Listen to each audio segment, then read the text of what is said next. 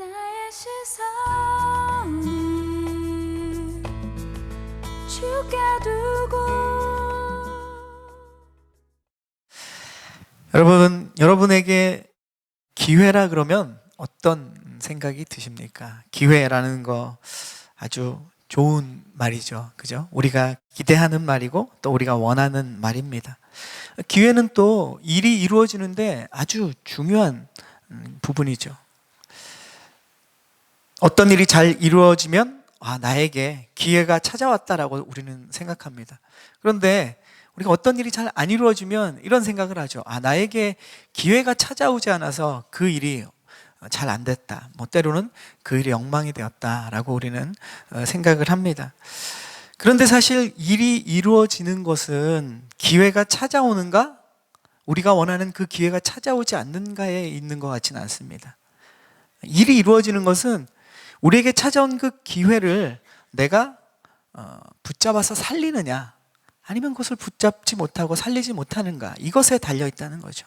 사실 어떻게 보면 기회는 우리 모두에게 항상 열려 있습니다. 나에게 이 행운이 언제 찾아오나 이런 생각을 하듯이 나에게 기회가 언제 찾아올까 이런 생각을 가지고 살면은 사실 지금 우리에게 와 있는 기회도 놓쳐버리고 또 깨닫지 못하고 또 흘러가 버릴 수도 있다는 거죠. 기회는 행운이 아닙니다. 어떤 일이 이루어지는 가능성이 바로 기회죠. 그래서 이 기회는 준비된 사람에게 찾아온다라는 말을 자주 하지 않습니까? 내가 겪고 있는 지금 이 상황이 기회인데도 우리가 기회인지 알지 못하고 지나가 버리는 경우도 있습니다. 그리고 만약 기회가 찾아와서 내가 그것을 깨달았다고 하더라도 이것이 기회구나 라고 깨달았는데 그 시점에 내가 준비되어 있지 않으면 준비하는 동안 그 기회는 금방 사라져 버립니다. 기회는 사실 우리에게 오래 기다려주지 않는 것 같아요. 기회는 운이 아니라는 점이 특징이 있다면 또 다른 특징은 기회라는 것은 크든지 작든지 우리 모두에게 찾아온다는 거죠. 우리 모두에게 열려있는 것이 기회라는 것입니다. 또 이 기회가 빠르게 오는 사람도 있고 어떤 사람에게 늦게 오는 경우도 있어요. 그런 차이가 있지만 기회 때가 빨리 찾아오는 사람들은 그 부분에 대해서 불만족함이 없습니다. 근데 기회가 늦게 찾아온 사람들에게는 항상 이런 불만족이 있는 것이죠. 그런데 늦게 기회가 오더라도 그 기회를 내가 준비해서 잡고 잘 살리기만 한다면 사실 늦게 기회가 오는 것은 그리 나쁜 일이 아닙니다. 오히려 준비되지 못할 때 기회가 빨리 찾아와서 그것을 놓쳐버렸을 때 오히려 더 아쉬움이 있을 수 있죠. 늦게 기회가 왔을지라도 그 기회를 잡을 수만 있다면 그 이전에 보낸 오랜 시간들과 준비는 아주 커다란 의미가 우리에게 있는 것이죠. 이전에 행한 수고들과 노력들은 보람을 잊고 결실을 맺게 되는 것입니다. 오늘 말씀의 제목은 요셉 기회를 꿈꾸다입니다. 꿈꾸다라는 말은 우리가 계속 나누지만 미래에 내가 무언가를 이루겠다는 뜻이 아닙니다. 미래에 이루어질 것을 바라보면서 지금 내가 이루고 누리고 가는 것이 꿈꾸는 것이죠. 소망이라는 것이 미래에 있는 것이 아니라 현재에 꿈꾸는 것처럼 기회를 꿈꾸는 것은 미래에 나에게 찾아올 기회만을 이야기하는 것이 아니라 지금 나의 오늘 하루하루가 하나님이 우리에게 주신 기회라는 것입니다. 그것을 발견하고 그것을 붙잡고 누린다는 의미를 갖는 것이죠. 요셉은 하나님이 주신 꿈을 꾸었죠. 그리고 하나님이 주신 그 꿈을 가지고 붙잡고 살았어요. 그리고 아름다운 결과를 기대했습니다. 그런데 그에게 찾아온 것은 좌절과 고통의 기간이라는 것을 우리가 쭉 지금 말씀을 통해서 우리는 보고 있습니다. 우리에게도 이런 모습이 있죠. 우리가 하나님을 믿게 되고 하나님의 사람이 되어서 하나님의 말씀을 붙들면서 하나님이 나에게 주시는 그 꿈과 비전을 가지고 하나님 앞에 기도하고 또 기대하면서 하루하루를 살아가는데 우리 앞에 이런 요셉처럼 좌절과 또 그러한 인내의 시간이 길어지는 경우를 경험하게 됩니다. 때로는 꿈이 산산조각 나버린 것 같은 좌절을 경험할 때도 있죠. 이런 좌절의 과정은 도대체 우리에게 왜 일어나는 것이고 이것이 어떤 의미가 있을까요? 사실 요셉의 삶을 통해서 이런 좌절을 막는 것에 대해서 이야기하고 있지 않습니다. 요셉의 삶을 통해서 하나님께서는 이런 과정 속에서 요셉이 어떤 삶의 태도를 취하는지를 우리에게 보여주십니다. 요셉의 삶의 태도가 과연 기회랑 어떤 상관관계가 있는지를 또한 우리에게 보여주시죠. 그리고 기회를 꿈꾸는 사람이 어떻게 살아가야 하는가, 이러한 내용도 요셉의 삶을 통해서 우리에게 보여줍니다. 하나님께서는 기회를 꿈꾸는 사람에게 이 기회를 통해서 어떻게 역사하시는지를 구체적으로 우리는 요셉의 삶을 통해서 볼 수 있다는 것이죠. 그래서 오늘 요셉을 통해서 기회를 꿈꾸는 사람, 그 사람의 특징을 우리가 몇 가지 살펴보려고 합니다. 첫 번째, 기회를 꿈꾸는 사람은 기회가 언제 올지 그냥 마냥 기다리고 앉아있지는 않는다라는 것이죠.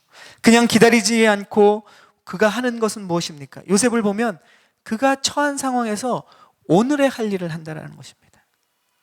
기회를 꿈꾸는 사람의 특징은 그냥 무작정 기다리지만 않는다는 것이죠. 오늘의 할 일을 하는 사람이 기회를 꿈꾸는 사람의 특징입니다. 우리 한번 이렇게 고백해 볼까요? 그냥 기다리고만 있지 말고 오늘의 할 일을 하라. 요셉의 삶을 통해서 우리는 그것을 볼 수 있습니다.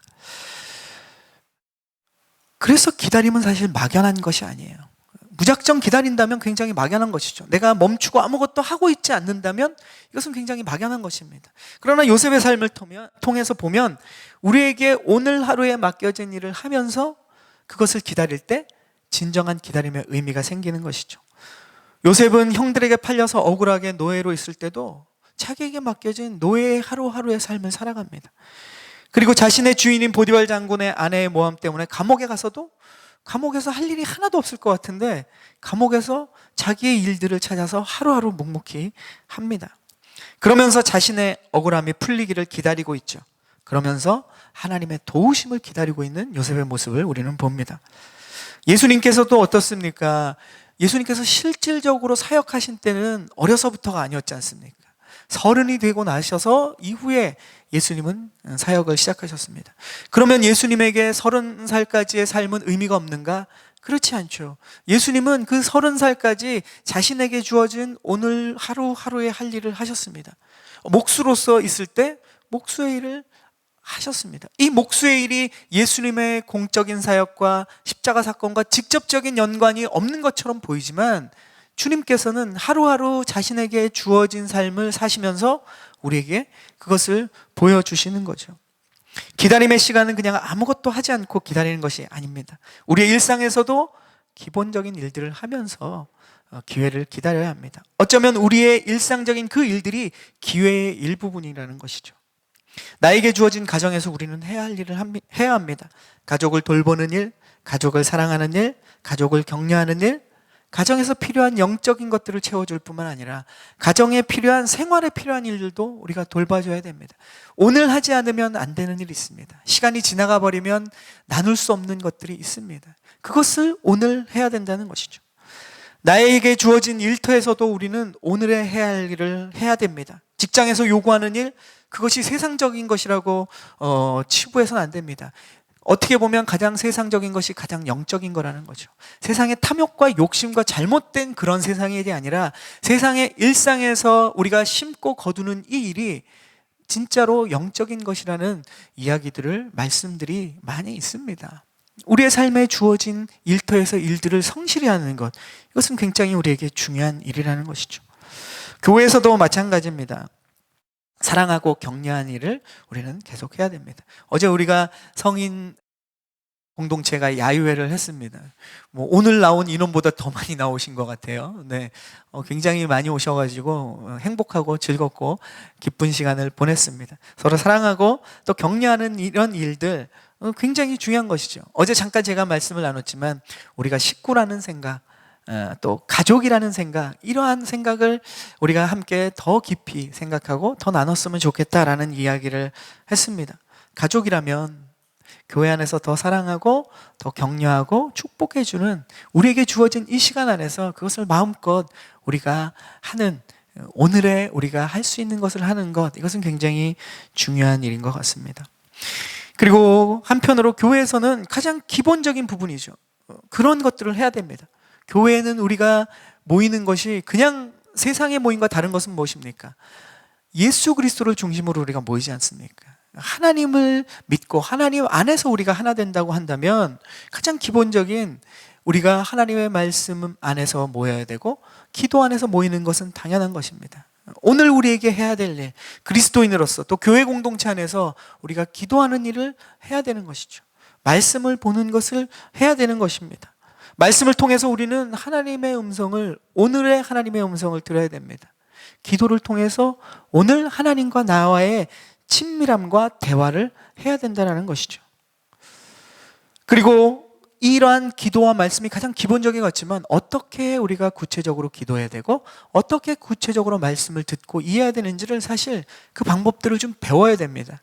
주일 설교 때는 사실 그렇게 구체적인 방법들을 우리가 일일이 다 나눌 수가 없죠. 그러면 설교가 말씀이 아니라 강의가 되어버리니까 그러한 시간을 따로 떼어야 합니다.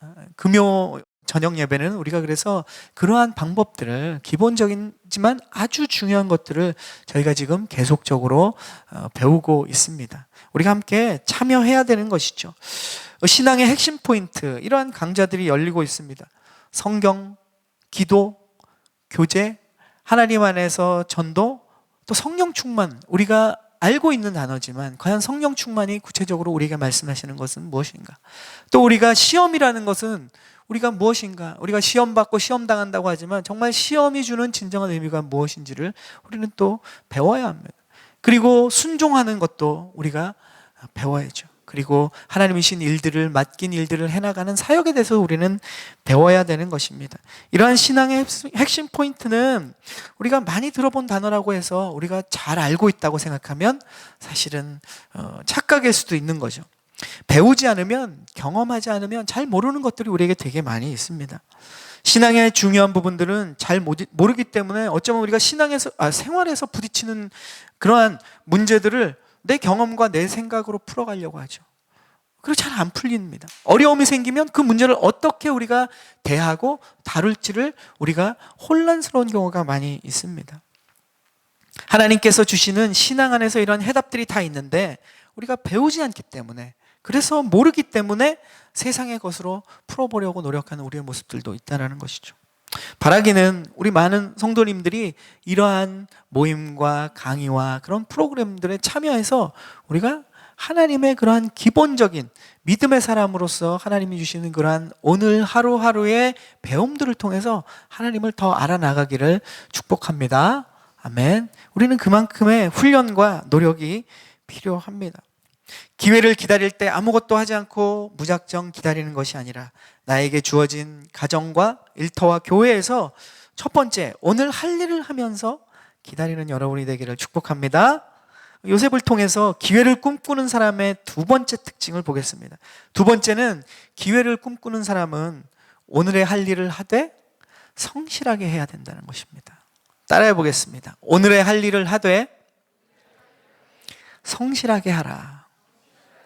네, 일을 하는 것은 맞습니다. 중요한 것입니다. 그런데 일을 할 때 우리가 어떤 자세를 가져야 되느냐? 성실함의 자세가 필요하다는 거죠. 요셉을 보면 그렇지 않습니까? 자기가 하는 일들이 사실 쉬운 일도 아니었고 좋아하는 일도 아니었지만 그가 노예로서 또 죄수로서 있을 때 그에게 맡겨진 일에 있어서 그는 성실했습니다. 게으른 적이 없었습니다. 그걸 어떻게 할 수 있습니까? 그가 성실하게 일했기 때문에 자신의 주인인 보디발의 인정을 받았죠. 그가 감옥에서도 성실했기 때문에 감옥의 그 죄수였지만 간수장의 인정을 받았습니다. 어느 정도 인정을 받았습니까? 모든 것을 다 요셉에게 맡길 정도로 그렇게 인정을 받았습니다. 보디발 장군의 휘하에 요셉보다 더 훌륭한 사람이 없었겠습니까? 보디발 장군 휘하에 많은 군사 장교들이 있었을 거고 또 애굽 사람들, 훌륭한 애굽 사람들이 많았겠죠. 그런데 이방인인 요셉, 게다가 노예인 이 요셉에게 모든 것을 맡겼다는 것은 그가 자신에게 주어진 일을 날마다 할 일을 했을 뿐만 아니라 그것을 정말로 성실하게 잘 했다라는 것을 우리는 생각할 수 있습니다. 요셉은 성실했고 최선을 다했다라는 것을 우리가 말씀을 통해서 알 수 있는 것이죠.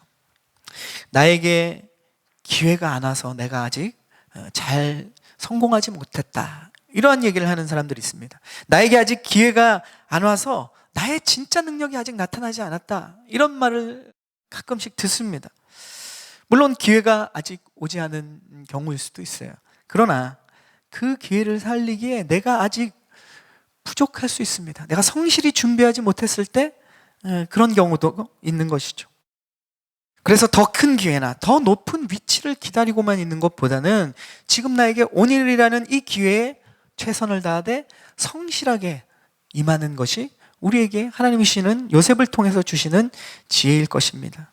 그러면 내가 어떤 위치에 있더라도 그 위치에 상관없이 요셉처럼 쓰임받을 수 있다는 것을 보여줍니다. 요셉의 경우를 보면 그는 이집트 사람이 아니었어요.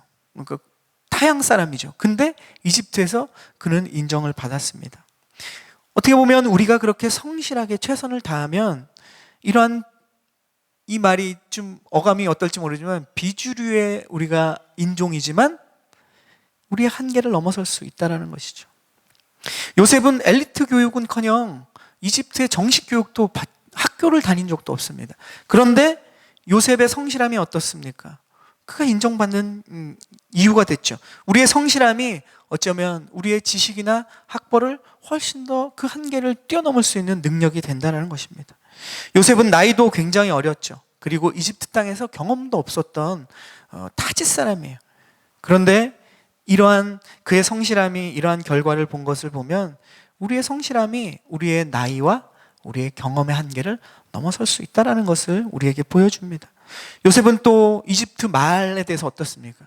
그는 이집트 말을 하는 사람이 아니었어요. 히브리 말을 하는 사람이었습니다. 노예로 끌려가서 이집트에 가서 말을 배우기 시작한 겁니다. 딱 1.5세 정도 되는 것이죠. 10대 중후반에 이집트에 가서 말을 배우기 시작했습니다. 그의 이집트의 언어와 뿐만 아니라 문화도 굉장히 낯설었지만 그는 인정받은 사람이 됐어요. 우리의 성실함이 우리의 언어의 한계를 넘어설 수 있고 또 우리의 문화의 장벽을 넘어설 수 있다는 것을 요셉은 우리에게 시사하고 있습니다. 이런 많은 한계를 가지고 이 미국 땅에 살아가는 우리에게 요셉의 성실함은 모든 한계를 뛰어넘고 승리하는 샘플로서 우리에게 말하고 있습니다. 성실함이 우리의 많은 한계를 극복하게 해주는 것입니다. 그래서 우리의 가지고 있는 그러한 배경보다 더 중요한 것은 내가 어떤 자세로 나아가느냐, 이것에 대해서 우리가 더 고민하고 행동하고 반응하는 우리가 되기를 축복합니다. 자, 이제 요셉을 통해서 기회를 꿈꾸는 사람의 세 번째 특징을 보겠습니다. 첫 번째 특징은 그냥 기다리고 있지만 말고 오늘의 할 일을 하는 것입니다. 두 번째 특징은 오늘의 일을 하되 성실하게 하라는 것이죠. 세 번째가 더 중요합니다. 세 번째는 성실하게 하되 절망 중에서도 성실하라는 것입니다. 요셉을 통해서 보여주는 세 번째는 기회를 꿈꾸는 사람의 세 번째 특징, 우리 따라해 보겠습니다. 성실하게 하되 절망 중에서도 성실하라. 오늘 이렇게 고백하는 말은 좀 길죠. 줄여보려고 했는데 잘 안 되더라고요. 네. 절망 중에서도 성실하게 하라는 거죠. 요셉의 성실함은 사실은 희망적일 때 나타나는 것이 아닙니다. 그가 절망적인 상황에서 성실했다는 것이 우리에게 시사하는 바가 큽니다. 우리가 희망적일 때는 그래도 성실하기는 좀 쉽습니다. 그런데 우리가 절망적인 상황일 때 우리의 힘으로 되지 않고 우리가 예상치 못한 그런 절망 상황이 들어왔을 때 그래도 우리가 성실할 수 있느냐? 이것은 좀 더 어려운 문제라는 것이죠. 희망이 보이지 않기 때문에 열정도 사라지고 의욕도 사라집니다. 열정이나 의욕이 없으니까 성실하고 최선을 다하는 것은 더더욱 어려운 것이죠.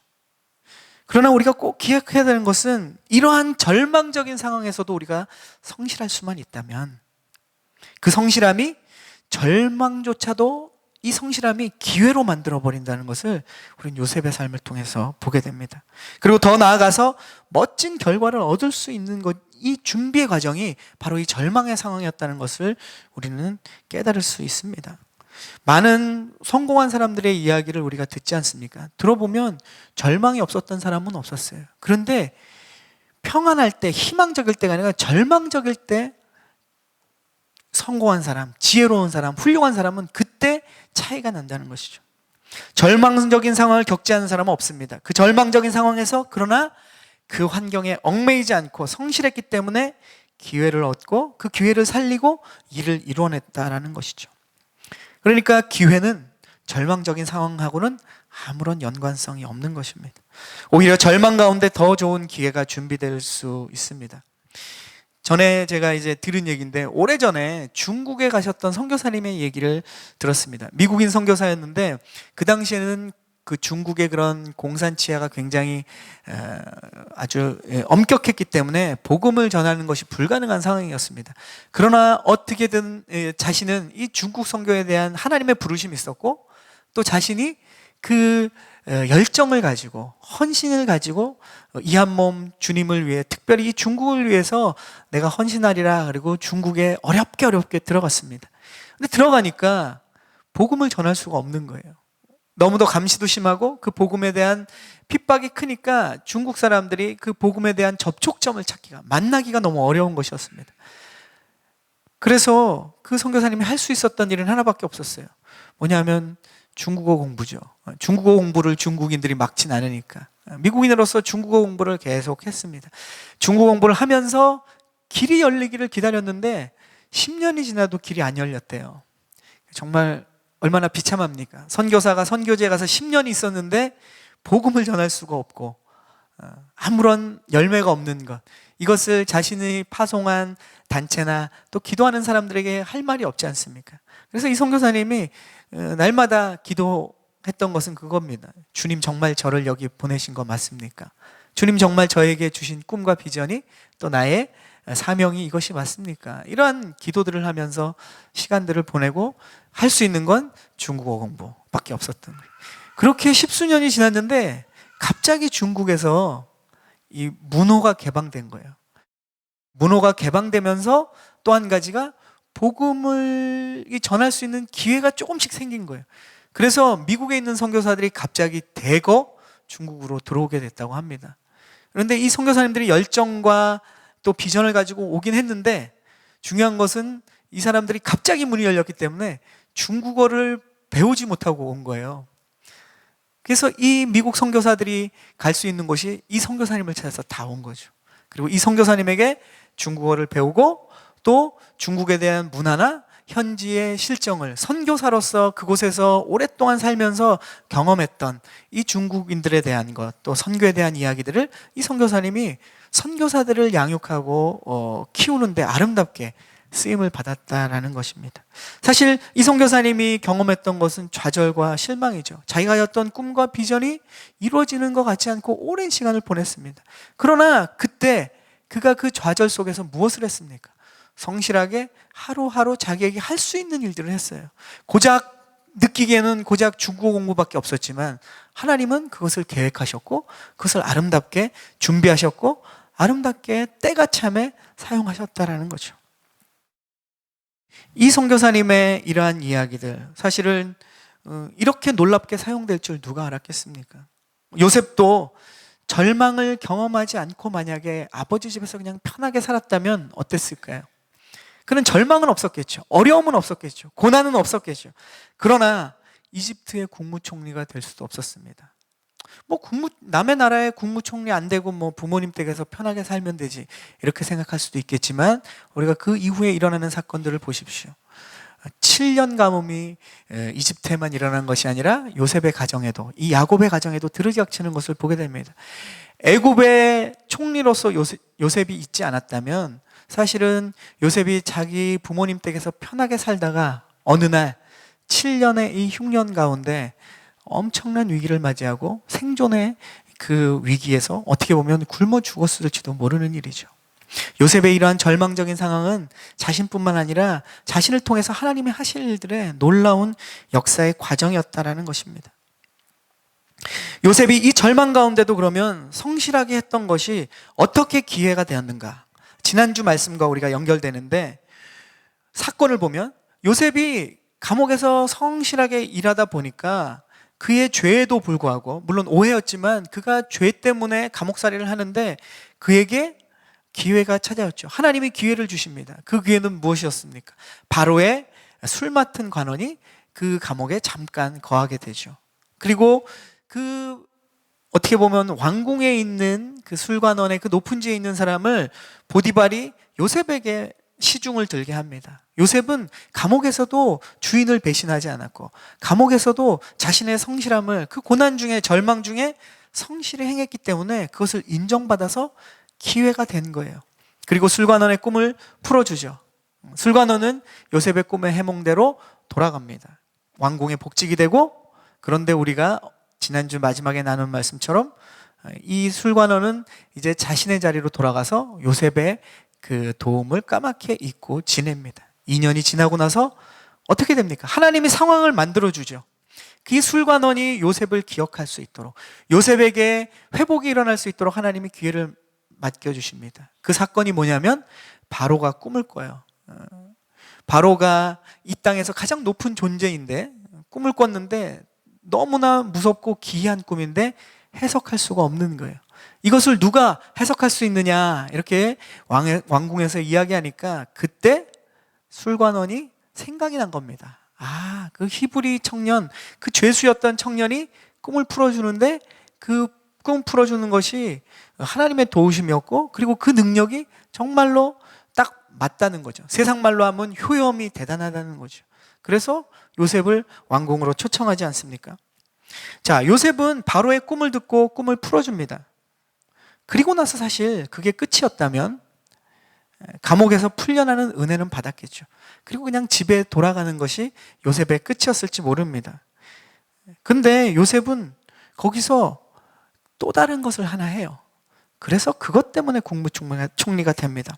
요셉은 꿈을 단지 풀어주는 것으로 끝나는 것이 아니라 그 꿈에 일어나는 7년 풍년과 7년 흉년이 있을 겁니다. 그런데 그것을 바로와 이집트가 어떻게 대처해야 되는지까지를 꿈을 풀어주면서 이야기를 해줍니다. 이게 아주 중요한 포인트예요. 우리가 놓치면 안 되는 포인트입니다.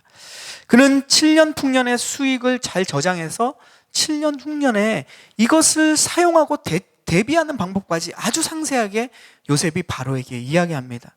해결책을 들으니까 바로가 이렇게 얘기하죠. 이런 지혜로운 해결책을 진행할 사람이 애굽에 누가 있을까? 찾아보니까 아무도 없는 거예요. 결국 바로가 이야기한 것은 무엇입니까? 하나님께서 요셉 너에게 이 모든 것을 알려줬으니까 네가 너만큼 분별력과 지혜 있는 사람이 애굽에 없다. 그러니까 너가 국무총리가 돼서 이 모든 것을 진행하도록 해라. 이것이 바로의 이야기입니다. 이 대목이 아주 중요하죠. 요셉의 이런 지혜로운 해결책은 어디서 나왔습니까? 하나님이 그냥 뿅 하고 주신 해결책이 아니라는 겁니다. 그 해결책대로 국무총리가 되어서 그가 실행할 수 있었던 능력, 이 능력은 어디서 나왔습니까? 갑자기 그가 하나님으로부터 받은 게 아니라는 겁니다. 꿈을 꾸고 그 꿈을 푸는 능력들은 하나님이 거저주신 은혜죠. 하나님이 주시는 아주 놀라운 능력이고 달란트라고 할 수 있습니다. 그러나 이 꿈을 꾸고 꿈을 푸는 능력처럼 이 이후에 요셉이 제시했던 해결책과 그것을 실행하는 능력은 요셉의 경험으로부터 나왔다는 겁니다. 미래에 일어날 재앙에 대한 해결책에 대한 제시, 그 해결책을 진행하고 관리하는 실무 능력, 이것은 요셉이 종이었을 때 배운 거예요. 그곳에서 그 모든 업무를 관장하면서 배운 겁니다. 죄수였을 때 감옥에서 이 모든 행정과 일들을 맡고 운영하면서 그가 배웠던 습득한 능력이 이 이후의 일들을 가능하게 했다라는 겁니다. 시험 공부 안 하고 기도만 한다고 점수가 잘 나오는가? 그런 경우는 있으면 너무 좋겠지만 없습니다. 하나님께서 우리의 노력과 준비를 사용하신다는 거예요.